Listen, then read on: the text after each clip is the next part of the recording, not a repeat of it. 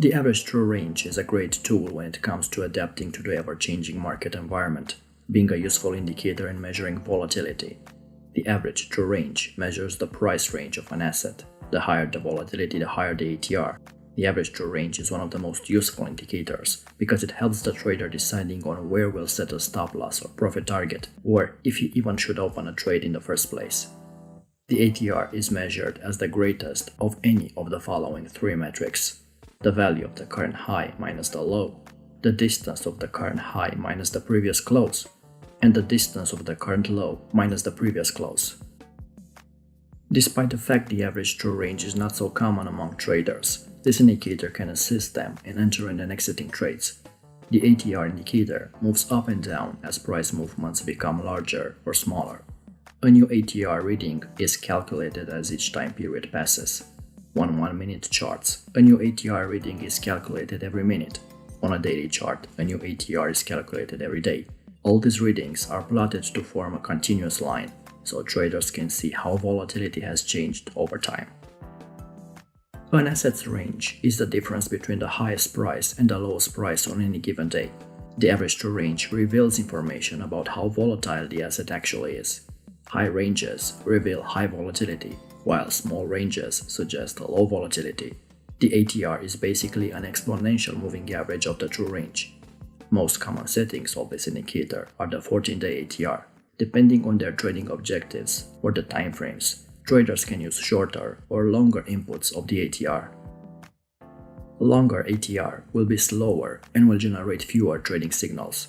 Shorter ATR will generate a higher number of trading signals and will increase trading activity.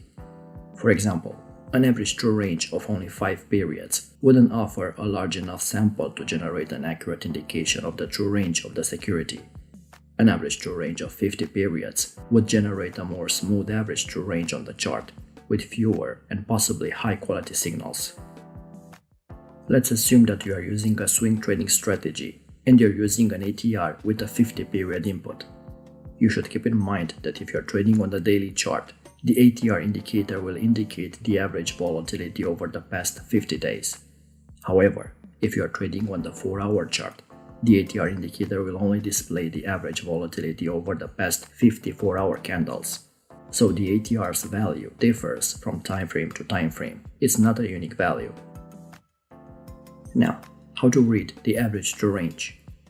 First, the ATR represents a range indicator for filtering out trades. If you prefer volatile markets, or if your trading strategy is based on huge market moves, then ATR can filter out markets that are low in volatility.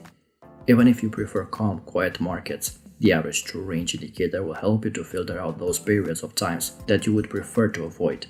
It's important to remember that the ATR doesn't measure the market direction. By tracking the average true range, a trader cannot identify the prevailing trend on the market. The ATR only tracks the magnitude of range, so it has limited use for generating accurate trading signals. It's a useful indicator only for giving an idea about how much the price may move in a defined time frame. Assume that the stock moves $1 a day on average. There is no significant news out, but price has already moved, let's say, 30% more than the average. And now you're getting a buy signal from a strategy. The buy signal may be valid, but since the price has already moved significantly more than the average, betting that the price will continue to go up and expand the range even further may not be a prudent decision. The trade goes against the odds. Since the price is already up substantially and has moved more than the average, the price is more likely to fall and stay within the price range already established. While buying once the price is near the top of the daily range isn't prudent, shorting is probably a good option, assuming a valid sell signal occurs. Now, very important, entries and exits shouldn't be based on the ATR alone. The ATR is a tool that should be used in conjunction with a strategy to help filtering trades.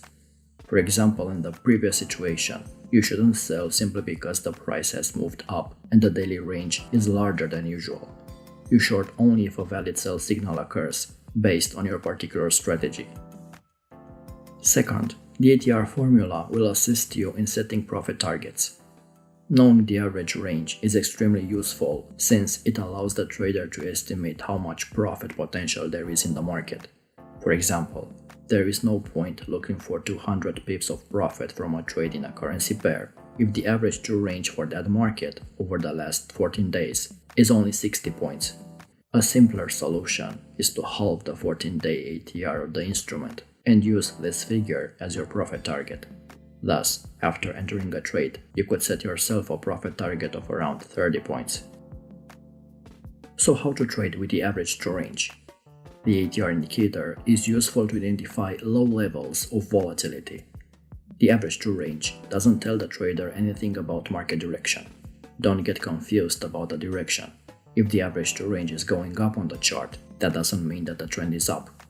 A viable strategy would be to search for low volatility levels in order to find a trade in the direction of the main trend. The first thing we need to do is to identify where the low volatility actually is. Keep in mind that the low volatility itself is not enough for a new trend. This translates into the fact that the current trend has run out of steam. It doesn't tell us that a new trend has begun. So we must use the average true range in conjunction with other oscillators or price action. For example, in this chart, we identified low levels of volatility, but we cannot enter the market blindly. A smarter approach would be to wait for the average true range to exit from that level and confirm the volatility increase with a trendline breakout on the chart, or a rising stochastic, for example, or a divergence on the RSI or the CCI, depending on your strategy.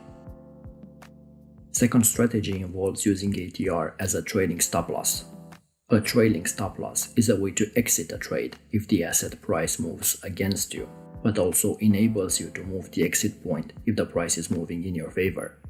Many day traders use the ATR to figure out where to put their trailing stop loss. Here's how it works. At the time of the trade, look at the current ATR reading.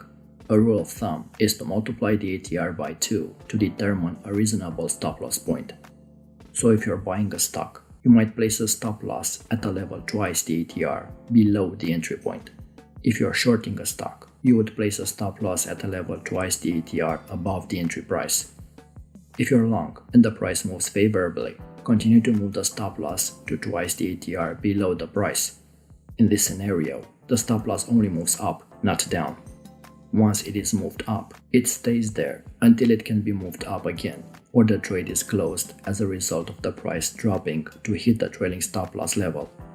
The same process works for short trades, only in that case, the stop loss only moves down. For example, say you take a long trade at a price of $10 and the ATR is 10 cents. You would place a stop loss at the price of $9.8, the 10 cents ATR multiplied by 2. The price rises to $10.20 and the ATR remains at 10 cents. The stop loss is now moved up to $10. When the price moves up to $10.50, the stop loss moves to $10.30, locking in at least a 30-cent profit on the trade. This would continue until the price falls to hit the stop loss point.